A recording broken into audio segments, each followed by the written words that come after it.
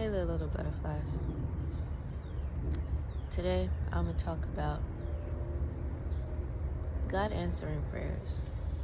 And this one it shows a sense of humor. So, a few days ago, I was on my way back from dropping my husband off. And I knew that I had issues with my front tire. So, on the way back, I felt the car wobbling. And I'm like, okay, well, I know it's low on air. I just take care of it when I get back home. I'm just trying to get home so I could go back to sleep before the sun comes up. Because once the sun comes up, I can't go back to sleep. And this is about 6 o'clock in the morning. So on my way back, I'm on the highway. And as I said, my tire is wobbling and all of that. Next thing you know, I start hearing that telltale sign that the tire is flat. So I pull over. Well, I had to get across the highway to pull over because I'm all the way in the left lane at this point. And where I pulled over on the side of the road, I had to pull in between two connecting highways. On the left side is 610 that I was on, and then on the right side is people trying to get onto 69. On either side, people are zooming past me, and I'm like, I can't even get out to check this tire.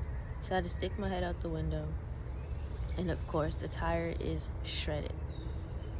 So I'm sitting there like, of course this would happen. All I wanted to do was get back home before the sun came up and go to sleep so that I could get a little bit more rest, because I probably got about maybe 3-4 hours of sleep. So I'm sitting there watching all these cars zooming past and, just keep going. I'm like, ain't no way. I can't sit here. But I don't know how I'm going to get out. So I'm calling my husband over and over again because he's not picking up the phone, because he's rude like that, I guess. And he finally answers, and he's like, well, you need to get to the next exit. And I'm like, how am I supposed to get to the next exit?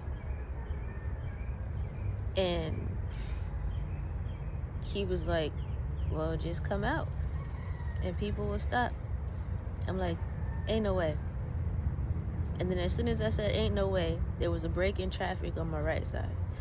So I pulled out slowly, and then I had to go across 3 lanes to get back onto the highway I was already on. So he's like, yeah, you just gotta come over. I'm like, I can't come over because there's cars coming at 50,000 miles per hour. Next thing you know, a big 18-wheeler pulls out and it goes sideways so I could come over. I'm like, all right. He's like, well, you just gotta make it to the next exit. I'm like, how am I gonna make it to the next exit? At the next exit, I still gotta come over. I get to the next exit. A pickup truck goes over before me, and he waits for me to come over. And I'm like, all right, I'm going over. I get off the highway, and I'm like, okay, well, I still gotta make it to the gas station, which is like less than half a mile from the exit. But I'm worried about getting over to that right lane. Well, there was nobody coming, so I went over to that right lane, got into the gas station, and I just sat there. And as I was sitting there, it's about 6:30-ish by this time. The sun still isn't up, but in the distance I seen the sunrise. That orange and pinkish color. And I'm just sitting there in this gloomy part of town where it's starting to rain. Still on the phone. So I'm like, I just turn on worship music, because I'm grateful. Like, God kept me. He made it possible for me to get to where I needed to go and get there safely, especially when people are driving stupid early in the morning. Like, if you don't live in Houston, like, people drive crazy, especially early in the morning, because people be leaving late and they don't be leaving on time like they supposed to. Whatever.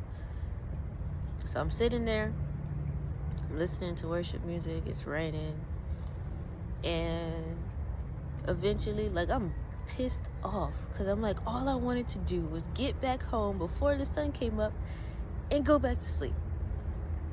But I'm worshiping, and eventually it turns to me going to sleep while I'm waiting for my son and my father-in-law to bring the replacement tire. And I sit there for about 2 hours, and then they get there and we try to change the tire. Those bolts will not come off. So I'm sitting there like, okay, well, there's that. Like, I've had this issue before. Like, my husband has even bruised his rib trying to get these things loose, because every time we take it to the tire shop, it's like they tighten these things so tight that ain't no way you can untighten it unless you got the same machine that they got. So my father-in-law goes, well, you're gonna have to take it to the tire shop. And he's like, do you see one close by? He was like, that looks like a tire right there. Maybe that's one. I was like, yeah, it looks like one. So he drove up there. He came back. And he was like, we could go to this one. So we got there, but it was closed. But there was one on the other side. So we took it there. And, they immediately changed it. They didn't charge like a arm and a leg to change the tire and give me air in all tires. And then, we left. I followed my father-in-law, made sure that he got off his highway, his stop correctly. And then I got home. Got home close to 9 o'clock, I think. Do you know that this whole entire time, the sun was not up? It was hiding behind the clouds. Like, you see this, you see that? It was none of that. It was none of that. Like, the sun was nowhere to be found because it was playing peekaboo behind the clouds. So I got home and I got rest. I got the sleep that I needed. And I thank God, because he made it possible for me to still get that rest, knowing that if that sun came up, I would not have been able to do it. So the moral of the story is, God will answer your prayers. Because I best believe I was praying on the way back. I was praying, God, just let me get home before the sun comes up so I can go back to sleep. And the fact that I had to go through all of that and still get home before the sun come up, because later that day, it definitely came up. And even when I was on the phone with my husband, I was on FaceTime, he went outside and it was super bright. Like, the sun was there. But that side of town that I was on, it wasn't no sun. And it makes me grateful, because even the little prayers, God answers.